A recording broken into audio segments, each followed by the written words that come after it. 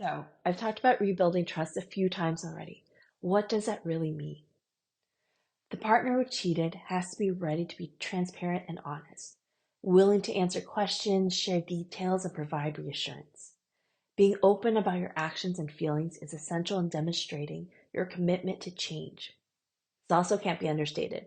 The partner who cheated has to show genuine remorse for their action and the pain they caused. A heartfelt apology is great, but their partner is going to need to see actions that really speak to their remorse and their desire and commitment to make changes moving forward.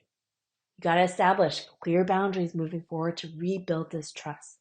Both partners need to have discussions and agree upon the same guidelines that's going to make it feel safe for both people in the relationship.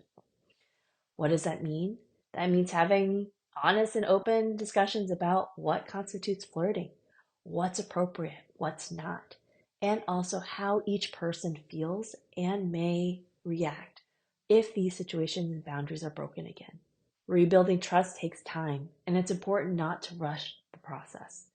The person who is betrayed needs time to heal, and the person who initiated the infidelity has to understand and respect this. Understanding, giving people the space to process is going to give your relationship the best chance at survival.